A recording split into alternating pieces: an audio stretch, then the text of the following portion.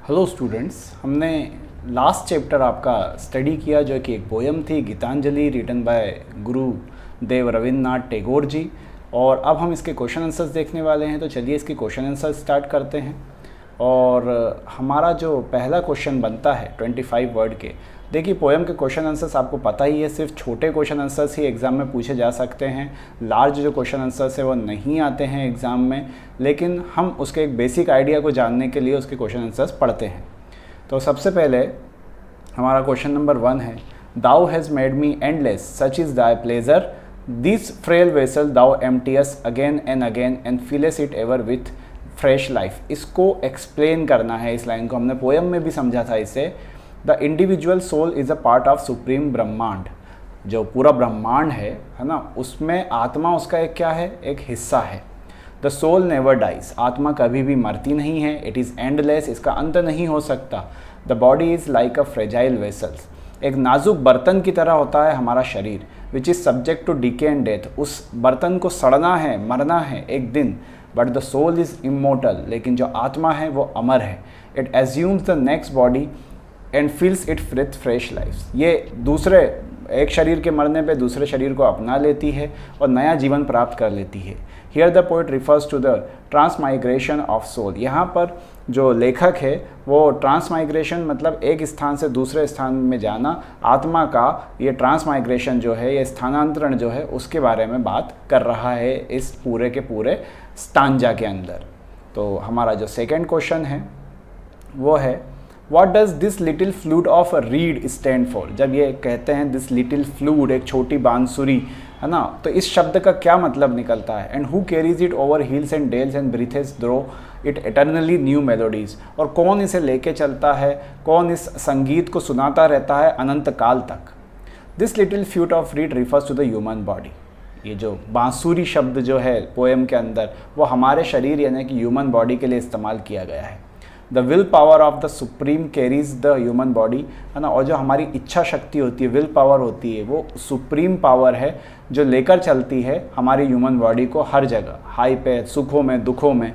Through this body the जीवात्मा ब्रीथेस new tones, और इस शरीर के द्वारा जो आत्मा होती है एक शरीर को छोड़कर दूसरे शरीर में जाती है, नई नई मधुर संगीत बदलती रहती है, नई नई जीवन और जीवात्मा चलती रहती है। और question number 3, What does the poet mean by utterance in fable and how it is born in his heart? कैसे जो लेखक है उसका जो मतलब है utterance in a fable, इस लाइन का क्या मतलब है उसे समझाना है। The human body utters unique tunes, हमारा जो ह्यूमन बॉडी जो है वो विभिन्न प्रकार की जो ट्यून्स है उसे छोड़ती रहती है और ना उससे हमारे उत्सर्जित होती है। The human body is only a frame of bones and flesh, मानव शरीर क्या है, सिर्फ हड्डी और मांस का एक फ्रेम है, एक ढांचा है। It can do nothing on its own, ये कुछ भी खुद नहीं कर सकता। When the soul enters the body it gets activated, जब आत्मा इस शरीर के अंदर प्रवेश करती है तभी ये शरीर एक्टिवेट होता है। इट बिकम्स ऑपरेटिव, इसको चलाने लायक बनाती है आत्मा।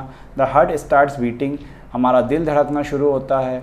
एंड वर्ड्स और tunes gush forth from the body, और जो वर्ड्स शब्द हैं हमारे शरीर से निकलना, हमारे मुंह से निकलना शुरू होते हैं। काफ़ी हाईली फिलोसॉफिकल चैप्टर है। With what wish does the poet conclude the songs of Gitanjali? Gitanjali जो गीत है उसका जो अंत है वो किस विश के साथ लेखक खत्म करता है? The poet wishes to sing songs in honour of eminence and glory of God, भगवान की असीम ताकत, उसके यश में, उनके सम्मान में जो पोइट है वो गीतांजलि के गीत गाता है। His last wish is that he should wandered here and there throughout the span of his life, और वो हमेशा भटकते रहना चाहता है इधर उधर अपने जीवन के दौरान।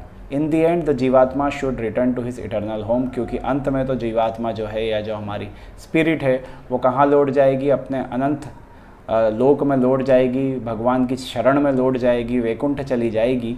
With reverence this means he longs for emancipation from the snares of birth and deaths. तो यहाँ पर जो लेखक है वो ज़िंदगी और मृत्यु के बीच का जो समय है जिसमें हम जिंदा रहते हैं और भगवान को, ईश्वर को याद करते हैं, उसका वर्णन करता है। Question number 5 is, what images does the poet use to express his final voyage to his eternal abode in the last verse of Gitanjali? किस प्रकार के चित्रण जो है कवि अपनी जो कविता है, अपना जो गीत है उसके अंदर करता है गीतांजलि के अंदर। In the last verse of Gitanjali the poet uses the image of flocks of cranes. यहाँ पर आखिरी में जब चलता रहता है तो वो पक्षी जो होता है, हंस जो होता है, उसके बारे में वर्णन करते हैं। The bird keeps singing the whole day but they wish to return to their mountains nest at night. यूँ तो पक्षी दिन भर चहचहाते रहते हैं, लेकिन शाम के समय वो अपने घोंसलों में लौट जाते हैं। इसी तरह से पोइट विश करता है कि वो जो गीत है, जो गीतांजलि है, वो गाता रहे in praise of the Almighty. Almighty मतलब भगवान, सर्वशक्तिमान। अलमाइटी का मतलब होता है और सर्वशक्तिमान इस संसार में केवल ईश्वर है, तो उनके सम्मान में वो गाते रहता है। And seek permanent refuge in God's feet. और वो चाहता है कि वो हमेशा के लिए शरण ले ले, कहाँ पर? भगवान के कदमों में, भगवान के चरणों में, जो कि एक इटर्नल होम है, जो कि एक आखिरी घर है जहाँ पर सभी को, मुझे, तुम्हें, हम सभी को जाना है।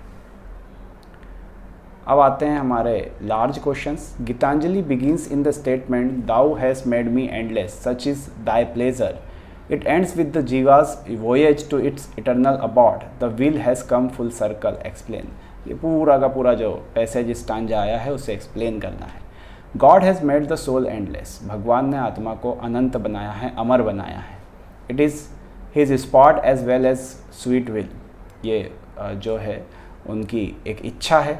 One who is born must die. जो एक पैदा हुआ है उसे एक ना एक दिन मरना ही है। And one who is dead must be reborn. और जो मर गया है उसका वापस से जन्म होना ही है। आफ्टर बर्थ टिल डेथ जीवात्मा has to pass through several stages. लेकिन मृत्यु और ज़िंदगी के बीच में आत्मा को कई स्टेजेस से गुजरना पड़ता है। According to the life span of the human body. हमें मानव को एक लाइफ का स्पान, एक जीवन के चक्र से गुजरना पड़ता है। बचपन, जवानी, बुढ़ापा और फिर मृत्यु। The wheel comes to full circle. ये चक्र जो है वो फुल सर्कल बनाता है, घूमता रहता है। The soul is transmigrated from one physical structure to another. आत्मा एक शरीर से निकल के दूसरे शरीर में पहुंच जाती है।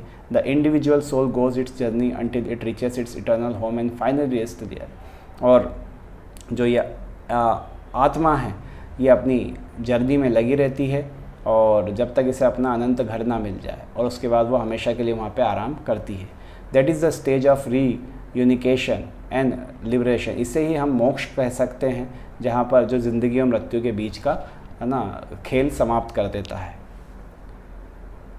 Tagore uses images from Indian mythology and the world of nature to express his longing for reunion of God. Explain.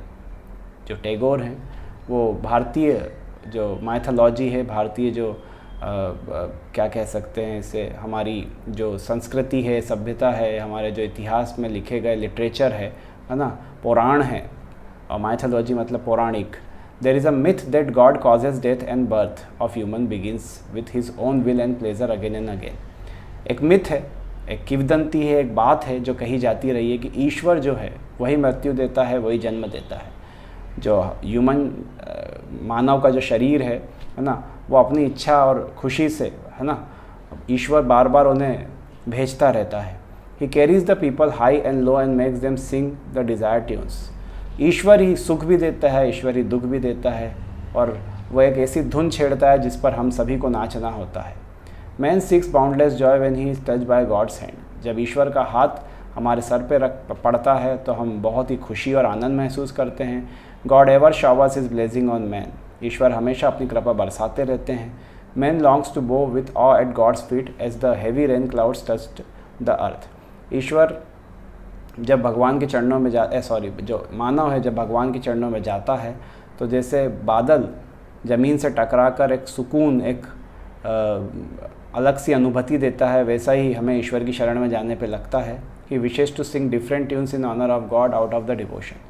और लेखक कहता है कि वो अलग अलग गीत गाना चाहता है ईश्वर की सम्मान में। He loves to end his journey in the eternal home. वो भगवान के चरणों में अपना जीवन समाप्त करना चाहता है। जैसे कि कोई हंस जो होता है वो अपने घोंसलों पे शाम के समय, रात के समय लौट जाता है, वैसा ही हमारे जो शरीर के साथ भी होता है। शरीर जन्म लेता है, उसके बाद हम बचपन में से जवानी की ओर जाते हैं, जवानी से बुढ़ापे की ओर जाते हैं। इस बीच में हमें अच्छे कार्य करना होते हैं, अच्छी शिक्षा लेना होती है, ईश्वर को याद करना होता है, और हम जिस भी रिलीजन को फॉलो करें उससे कोई फ़र्क नहीं पड़ता है, क्योंकि ईश्वर एक है। सभी धर्मों में, सभी रिलीजन्स में इसे माना गया है कि ईश्वर केवल एक है और हम सिर्फ उसकी भक्ति से ही मोक्ष का द्वार प्राप्त कर सकते हैं। तो ये चैप्टर भी आपका समाप्त होता है। Thank you for watching.